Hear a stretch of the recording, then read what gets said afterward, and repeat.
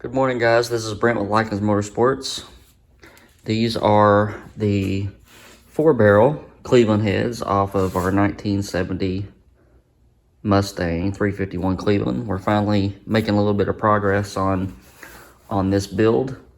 Needed to get the heads done so that I could CC the chamber, and that in combination with the bore size will let me order some pistons. But so far we've got crank ready to go, got our new Eagle rods, camshaft is on the way. Comp ran out of cores, and I had to switch to bullet. So they are working on that. They did have cores in stock when I placed the order. Cylinder heads are completely done, and that's what I'm going to focus on with this video. We're going to eventually get these assembled, but just wanted to take a few minutes and just say thank you to everybody that's been watching and been a part of the channel. I did miss yesterday or last week. I just didn't have any progress on any engines. So I build specialized stuff, so a lot of the parts that I use are just not available off the shelf sometimes. A lot of custom cams, custom pistons, and I've got several engines with some pretty high dollar billet crankshafts coming and that sort of thing. So there are days and sometimes there are weeks when I am not able to do much. And I know that several of you guys piped up and sent messages and emails and that sort of thing saying, hope you're okay. I am doing okay. There are basically two sides to my business. I have the parts side and I have the engine build side. The parts side is the bread and butter. That's the cash flow, and the engine side is the nice little lumps every so often. So I'm doing well, and just getting orders out and answering the phone and sending emails and that sort of thing. But this week we're going to make some progress and get some stuff done. As I said, these are the 4-barrel Cleveland heads from our build, and you can go back over the video history and check out how we got to this point. But these are basically stock castings. We did not do any port work or that sort of thing to them. What we did do was cut down the pedestals so I can use a guide plate and rocker arm stud combination. And those will be here later on today, I think. I got some Manly guide plates and some ARP rocker arm studs. We did use some bronze valve guides, and that allows me to use a modern valve spring locator along with a modern Viton valve seal. We got our brand new stainless valves from Manly as well, using their exhaust valve and their intake valve. So good quality parts on this build as always. I don't use rebuilder style parts. Everything is high quality name brand from high quality and reputable manufacturers. So we got some comp cams, valve springs, and locators, and we're going to use some tool steel retainers, and we'll talk about that a little bit later on. But we're just going to get some stuff done today on these heads. Let me show you something real quick on the port size and the different port sizes of the Cleveland heads, and even some aftermarket stuff. Let me get some stuff set up and I'll be right back. Okay, so as we spoke about and as evidenced on the cylinder head, you can check this area right here on the top of the head near the valve cover to see which cylinder head it is. This is obviously a 4-barrel head. Here's how a Mr. Gasket intake gasket fits. The 4-barrel port is pretty good size. This is 4 fingers of mine. I don't have huge hands, but have decently sized hands. So the port is very big per 1960s, 1970s Ford. They were under the theory of we're just going to make it bigger. that doesn't always work. So we have to do some careful consideration when it comes to camshaft design with the with lower displacement engines and 4-barrel heads.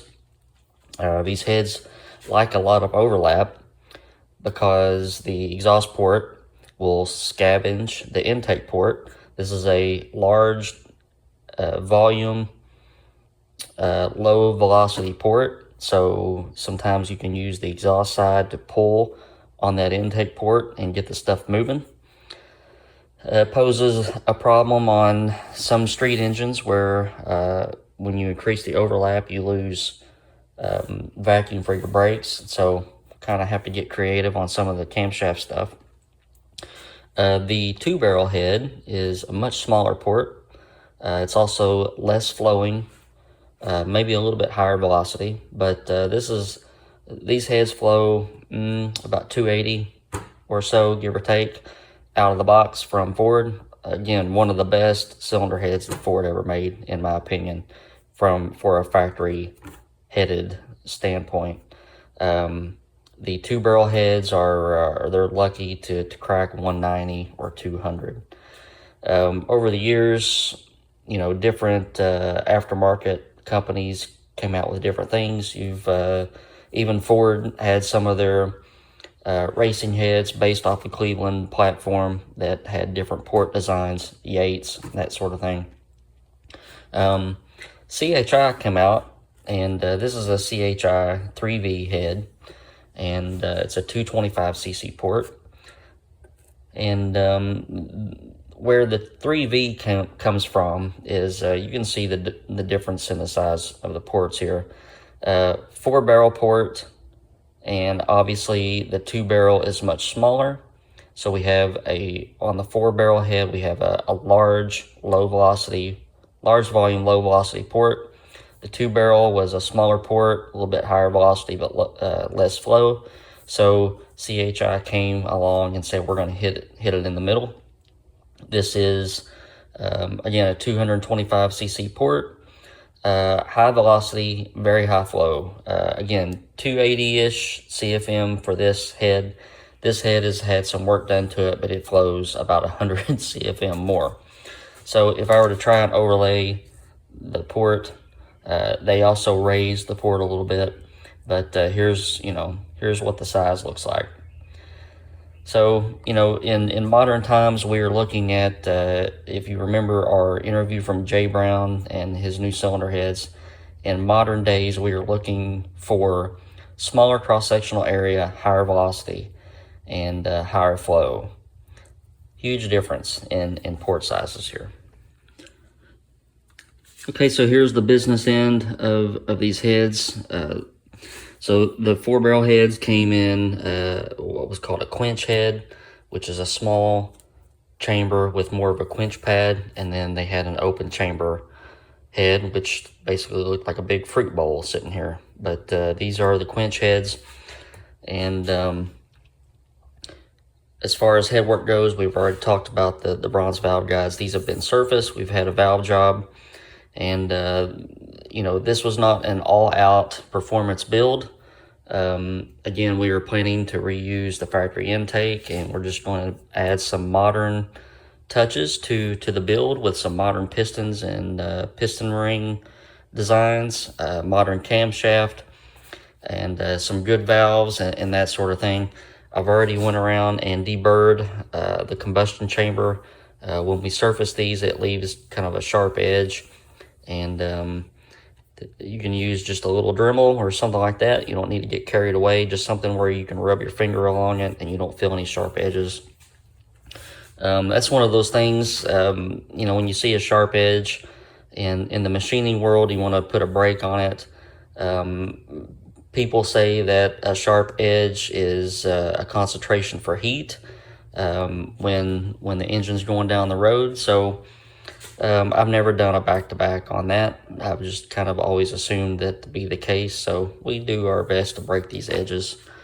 They've been cleaned. I've already swabbed out the valve guides, and obviously the next step is to get our valves loaded. We're going to take some preliminary install height measurements that will require the valve springs that we're going to use. I'm sorry, the valve spring retainers that we're going to use, the locators, and some locks. So we're going to see where we're going to come up as far as install height, and we're going to look back at our cam reference and see what kind of lobe lift we're going to have, and thus what kind of lift at the valve we're going to have, and we're going to do our math calculations to see where we need to put our valve springs. Okay, we're going to get our valves loaded up. Again, these are stock size Manley valves.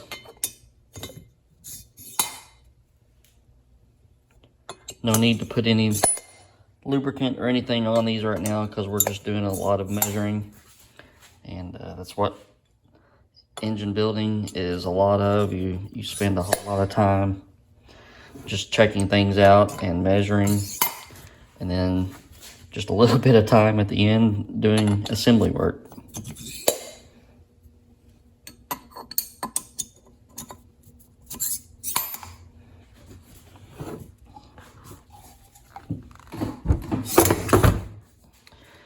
Okay, so now we got everything right side up. We're going to open up our packages for our locators and our retainers. We're going to get a good install height measurement with a spring mic and see where we sit. For retainers, we're going to comp cams with these lightweight tool steel retainers. Tool steel is obviously stronger than some of the other steel alloys, so you can make these a lot lighter, and these are pretty light. We'll probably weigh these in a minute. Here's our spring locators, and then we're also using some comp valve springs. These are 928 part number. Our camshaft lobe lift is 365, so if we do 0.365 multiplied by 1.73, which is a Cleveland rocker arm ratio, we get 630 thousandths of lift at the valve. So we can use all this information and use our spring mic. We're going to get some parts on here and see where we stand as far as where the valves are going to set up. I've also got some comp cams valve locks in standard and plus 50 sizes. So sometimes you have to mix and match. Sometimes, like on this intake, you have a little bit taller install height than on the exhaust side. So sometimes you have to mix and match. Okay, so for a lot of my hydraulic roller stuff, which engine is a hydraulic roller engine, I generally try to aim for around 150, 160 pounds a seat, and depending on the lobe, anywhere between 350 and 400 pounds across the nose. So these springs will set up at 880 install height and have 160 pounds. 880 minus 250 is 630. So if we set up at 880 and have 160 pounds, then and this is theoretic talk, we'll actually do some measuring here in a minute. At full open lift, which our cam is 630 lift, we should have about 380 pounds. So we're going to aim for that. We're going to use a locator and our spring mic and a pair of standard locks for right now. See where we sit.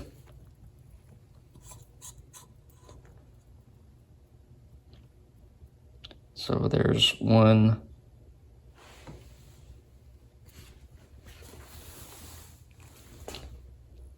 one 700, one 800,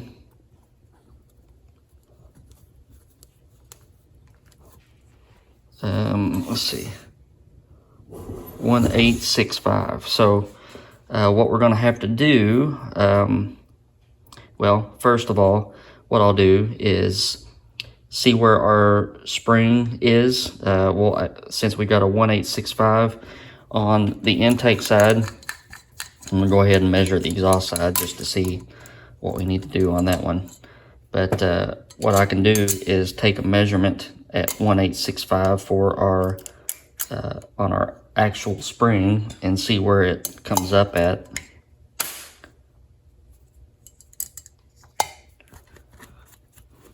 We may not have to mess around with the install heights very much.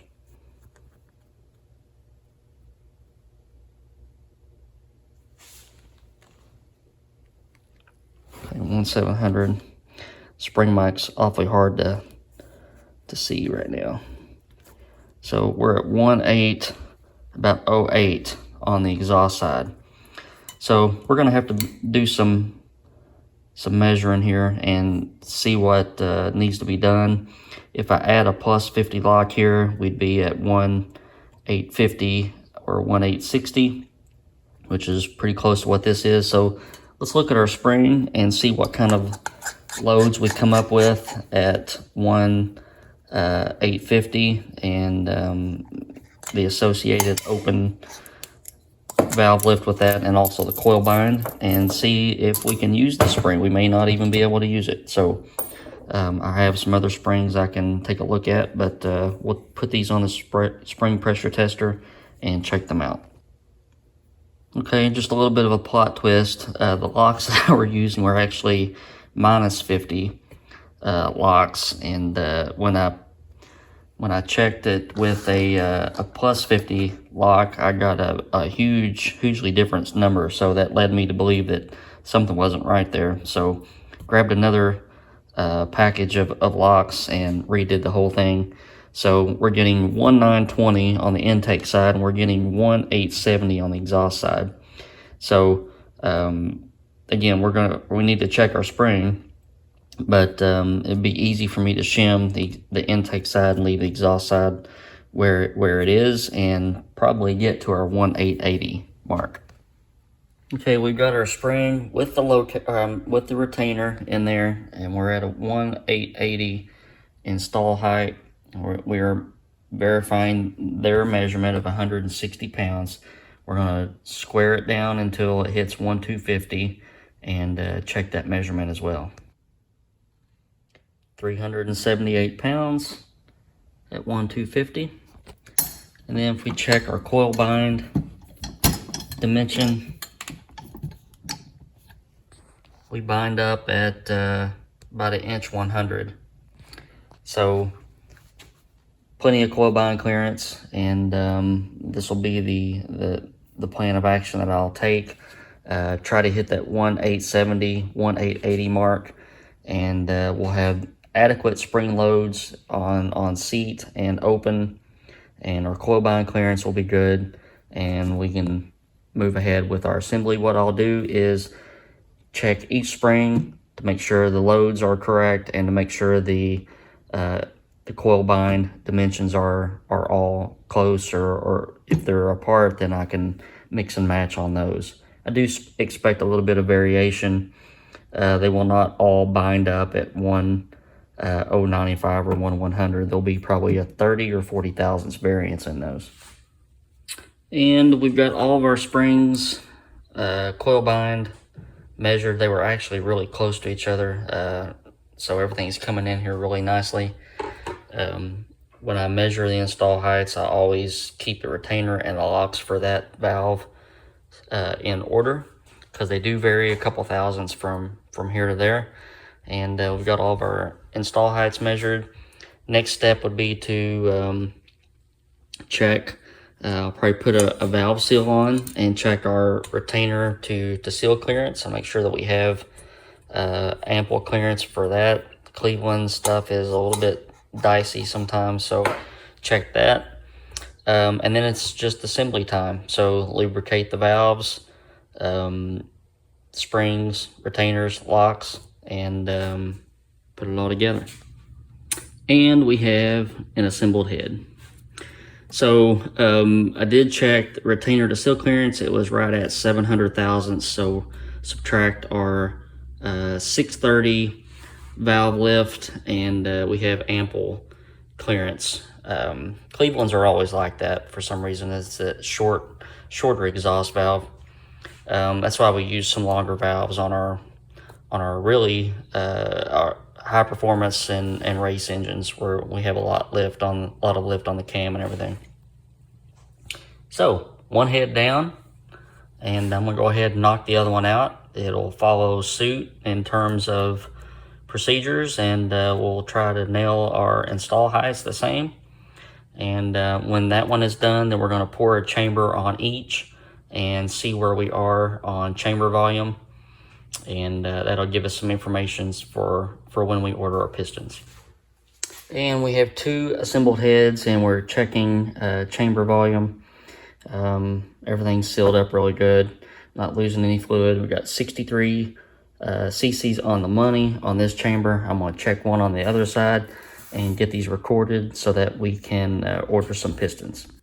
All right, so now we've got a assembled pair of heads with modern valves and a modern valve job, and performance springs and retainers and everything set up exactly for the can that we're going to run.